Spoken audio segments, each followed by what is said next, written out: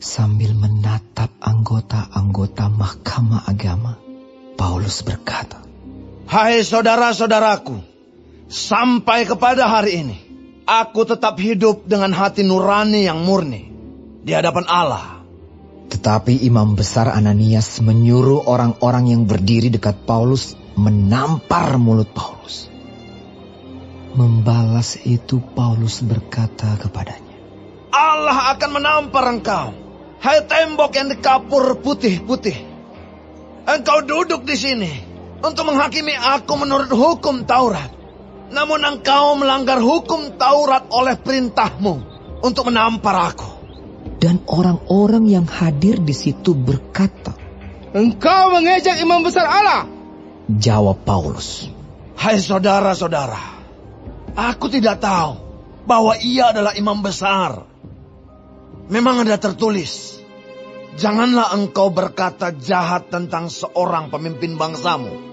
Dan karena ia tahu bahwa sebagian dari mereka itu termasuk golongan orang Saduki dan sebagian termasuk golongan orang Farisi, ia berseru dalam mahkamah agama itu. Katanya, "Hai saudara-saudaraku, aku adalah orang Farisi, keturunan orang Farisi. Aku dihadapkan ke mahkamah ini karena aku mengharap akan kebangkitan orang mati." Ketika ia berkata demikian, timbullah perpecahan antara orang-orang Farisi dan orang-orang Saduki, dan terbagi-bagilah orang banyak itu. Sebab orang-orang Saduki mengatakan bahwa tidak ada kebangkitan dan tidak ada malaikat atau roh, tetapi orang-orang Farisi mengakui kedua-duanya. Maka terjadilah keributan besar. Beberapa ahli Taurat dari golongan Farisi tampil ke depan dan membantah dengan keras. Katanya, "Kami sama sekali tidak menemukan sesuatu yang salah pada orang ini. Barangkali ada roh atau malaikat yang telah berbicara kepadanya." Maka terjadilah perpecahan besar, sehingga kepala pasukan takut kalau mereka akan mengoyak-ngoyak Paulus.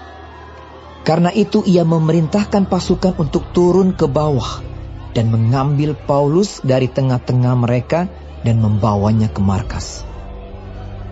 Pada malam berikutnya, Tuhan datang berdiri di sisinya dan berkata kepadanya, "Kuatkanlah hatimu, sebab sebagaimana engkau dengan berani telah bersaksi tentang aku di Yerusalem, demikian jugalah hendaknya engkau pergi bersaksi di Roma."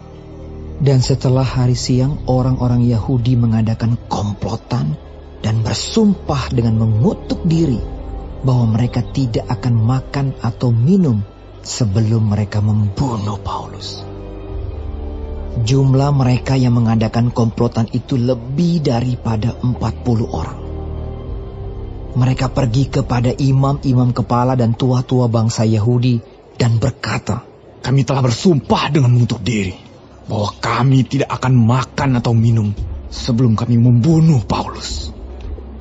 Karena itu, hendaklah kamu bersama-sama dengan mahkamah agama menganjurkan kepada kepala pasukan supaya ia menghadapkan Paulus lagi kepada kamu, seolah-olah kamu hendak memeriksa perkaranya lebih teliti.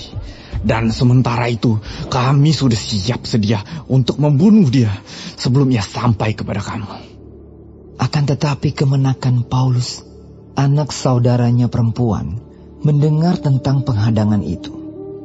Ia datang ke markas dan setelah diizinkan masuk, ia memberitahukannya kepada Paulus. Lalu Paulus memanggil salah seorang perwira dan berkata kepadanya, "Bawalah anak ini kepada kepala pasukan, karena ada sesuatu yang perlu diberitahukannya kepadanya." Perwira itu membawanya kepada kepala pasukan dan berkata, "Paulus orang tahanan itu memanggil aku dan meminta supaya aku membawa anak muda ini kepadamu, sebab ada yang perlu diberitahukannya kepadamu." Maka kepala pasukan itu memegang tangan anak muda itu, lalu membawanya ke samping dan bertanya, "Apakah yang perlu kau beritahukan kepadaku?" Jawabnya, "Orang-orang Yahudi telah bersepakat untuk meminta kepadamu supaya besok kau menghadapkan Paulus lagi ke mahkamah agama, seolah-olah mahkamah itu mau memperoleh keterangan yang lebih teliti daripadanya.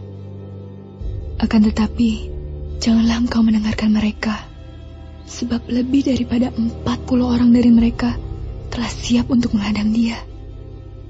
Mereka telah bersumpah dengan mengutuk diri bahwa mereka tidak akan makan atau minum sebelum mereka membunuh dia. Sekarang mereka telah siap sedia dan hanya menantikan keputusanmu. Lalu kepala pasukan menyuruh anak muda itu pulang dan memerintahkan kepadanya, Jangan katakan kepada siapapun juga bahwa engkau telah memberitahukan hal ini kepadaku. Kemudian kepala pasukan memanggil 2 perwira dan berkata, Siapkan 200 orang prajurit untuk berangkat ke Kaisarea beserta 70 orang berkuda dan 200 orang bersenjata lemping, kira-kira pada jam 9 malam ini. Sediakan juga beberapa keledai tunggang untuk Paulus, dan bawalah dia dengan selamat kepada wali negeri Felix. Dan ia menulis surat yang isinya sebagai berikut. Salam dari Claudius Lysias kepada wali negeri Felix yang mulia.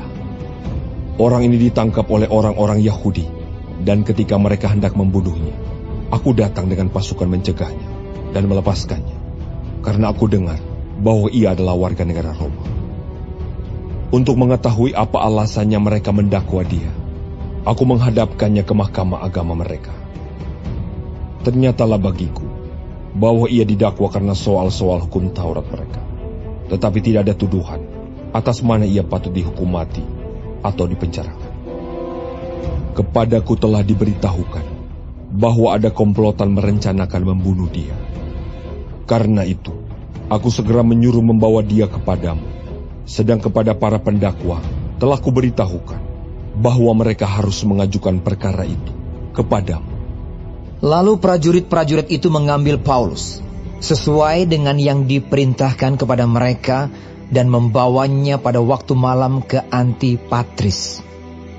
Pada keesokan harinya, mereka membiarkan orang-orang berkuda dan Paulus meneruskan perjalanan dan mereka sendiri pulang ke markas.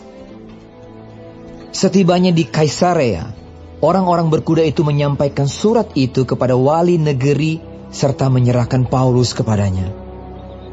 Dan setelah membaca surat itu, wali negeri itu menanyakan Paulus dari provinsi manakah asalnya. Dan ketika ia mendengar bahwa Paulus dari Kilikia, ia berkata, Aku akan memeriksa perkaramu bila para pendakwamu juga telah tiba di sini.